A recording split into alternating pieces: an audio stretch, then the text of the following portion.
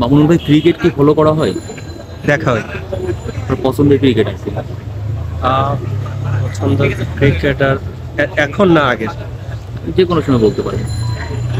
বাশার ভাই আছে, পাইলট ভাই আছে, আর বর্তমান সময়? সাকিব, তামিম, মাশরাফি ভাই। আচ্ছা, আপনি সাকিবের কথা বলছিলেন, তো আপনি জানেন সাকিব চ্যাম্পিয়ন্স ট্রফির দলে নেই। তো সাকিবের এই চ্যাম্পিয়ন্স ট্রফির দলে না থাকাটাকে আপনি কিভাবে দেখছেন? অ্যাজ এ প্লেয়ার হিসেবে যদি আপনি আমাকে বলেন, সেটা আমি আসলে অ্যাজ এ প্লেয়ার হিসেবে যদি বলি, তাহলে আমি বলবো যে সাকিবের অবস্থা থেকে সাকিবের টিমে থাকাটা দরকার। কারণ সাকিব আপনারা বাংলাদেশের সবাই জানে, মানে অল যারা ক্রিকেট টিম, ক্রিকেট দেশ, যারা ওয়ার্ল্ড কাপ খেলে, যারা ওয়ার্ল্ড কাপের জন্য কোয়ালিফাই করার ট্রাই করে, সবাই জানে যে Bangladesh one of the best player এবং ওয়ার্ল্ডের one of the best allrounder Shakib Al Hasan. Shakib থাকাটা টিমের জন্য কতটুকু বেনিফিট এবং সাকিব থাকাটা টিমের জন্য কতটুকু মেন্টালি স্ট্রেন্থ, এটা সবাই জানে। এখন না থাকাটা এটা ডিপেন্ড করে টিমের উপর। টিম তাকে, ম্যানেজমেন্ট তাকে চাচ্ছে নাকি চাচ্ছে না। কিন্তু অ্যাজ এ যদি সাপোর্টার বলেন, অ্যাজ এ যদি ফলোয়ার্স বলেন, আমি মনে করি সাকিব থাকলে টিমের স্ট্রেন্থটা আরও বেশি বাড়তো। বিপিএল কি দেখা হচ্ছে? দেখা হয়। বিপিএল এ কোন টিমকে সাপোর্ট করেন আর কে চ্যাম্পিয়ন হতে পারে বলে মনে করেন? আই থিঙ্ক দুইটা টিম আছে আপনার, বরিশাল আর হচ্ছিল রংপুর রাইডার্স। দুইটা টিমই, বাট আমি মনে করি দুইটা টিম থেকে একটাই চ্যাম্পিয়ন হতে হবে। স্পেসিফিক বলা যাবে কে চ্যাম্পিয়ন হতে পারে? আসলে খেলার জিনিসটা এটা নন প্রফেশনাল প্লেয়াররা বলতে পারে বা একজন সাপোর্টার বলতে পারে যে এই টিম চ্যাম্পিয়ন হবে, নট লাইক দ্যাট। এমন না। এটা যদি আপনি বাস্তবতায় দেখেন, ওই দিন, ওই টাইম, ওই শেষ পর্যন্ত, লাস্ট ওভার পর্যন্ত আপনাকে ওয়েট করতে হবে যে কে চ্যাম্পিয়ন হবে, তখন কে বলার। কারণ ফাইনাল কে খেলবে সেটাই তো আমরা আপনি জানি না। এই দুই টিম ফাইনাল নাও খেলতে পারে। আচ্ছা, লাস্ট একদম প্রশ্ন, সেটা হচ্ছে যে আপনি জানেন তামিম ইকবাল তিনি ফেসবুক মাধ্যমে অবসর নিয়েছেন, যদিও নির্বাচকরা বলেছিলেন তামিমকে চ্যাম্পিয়ন্স ট্রফির দলে তারা চেয়েছিলেন। তামিমের এই যে হঠাৎ করে অবসর নেওয়া, মানে এটাকে আপনি কিভাবে দেখেন? তামিমকে চাইলে আরো 2 বছর খেলতে পারতো না? আসলে ডিপেন্ড করে ডিমান্ড।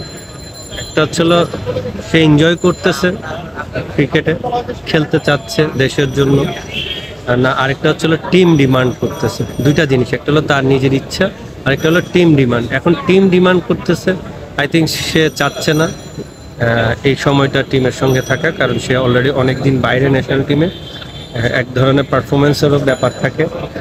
এই যে বয়স, যে জায়গায় রিস্ক নেওয়াটা, আসলে আপনি রিস্ক নিতে পারেন না অনেক সময়। আপনি যদি খারাপ হয়, অল দোষ আপনার, আর আপনি যদি ভালো হয় সব। কারণ আমরা তো আসলে, আমরা এমন একটা দেশ, এমন একটা জাতি যে আমরা ভুল ধরতে পছন্দ করি। যতই ভালো করেন আপনি, এটা অতীতটা আমরা মুছে ফেলি, বর্তমানটুকু আমরা চিন্তা করি। বাট অতীতে যে তাদের যে কন্ট্রিবিউশন, যে ন্যাশনাল টিমের বাংলাদেশকে দেওয়া, এটা বিগার। একটা ম্যাচের জন্য তার সব কিছুই। এখন সে আসলে এটার পুরো ডিসিশন তো তামিম। সে কি জানে, সে কি বুঝে, সে কি ফিল করতেছে, তার কাছে যেটা মনে হয়েছে, আমি মনে করি বেটার, তার ডিসিশনটাই বেটার। তার যদি মনে হইতো যে না সে খেলবে, তাহলে তাকে আরও বেশি ফাইট করে আসতে হইতো। তার ফিজিক্যাল এভরিথিং সব কিছু চিন্তা করে, এটা তো ইজি না ইন্টারন্যাশনাল ম্যাচ। সব কিছু আমি বলবো যে এটা প্লেয়ার ডিসিশন। একদম লাস্ট একটা কোয়েশ্চেন, সেটা হলো যে আপনি সম্প্রতি দেখেছেন লিটন দাসকে চট্টগ্রামে গ্যালারির কিছু মানুষ তাকে মানে ভুয়া বলে একটা দুর্ধনে দিয়েছে। তো আপনারাও তো খেলোয়াড় ছিলেন আর কি, যখন গ্যালারি থেকে নিজ দেশের সমর্থকরা এরকম দুর্ধনে দেয়, এই ব্যাপারটা মানে এই দর্শকদের উদ্দেশ্যে আপনার যদি কিছু বলার থাকে আর কি। দেখেন, সাপোর্টার উদ্দেশ্য তো কিছু বলার নাই। জিনিসটা ম্যাটার করে হচ্ছিল, আপনি যখন ভালো খেলবেন আপনাকে ভালো বলে, খারাপ খেলবেন খারাপের একটা জায়গা থাকে, যে এমনভাবে খারাপ বললেন না যেটা তার পারফরমেন্সে, তার দেশেরকে দেওয়া সব কিছুকে আপনার না শব্দটা ইউজ করেন। খারাপ বলা মানে এটাই ইউজ হয়, যে তার খারাপ দিনগুলি। বাট সে তো দিয়েছে তার পারফরমেন্সের। একটা মানুষের আপ অ্যান্ড ডাউন থাকে। আমি বলবো যে সাপোর্টাররা তার পাশে আরও বেশি বিশ্বাস রাখা উচিত, কারণ তাকে ওইভাবে সাপোর্ট করা উচিত। আই থিঙ্ক এটার পরও Liton, I think as a fighter, যখন প্লেয়ার, যখন এজ এ ফাইটার ও আরও ভালোভাবে কামব্যাক করবে। আর যারা এই ওয়ার্ডটা ইউজ করছে তারাই একদিন তাকে বাহাবা দিবে। এটা আশা করি। ধন্যবাদ।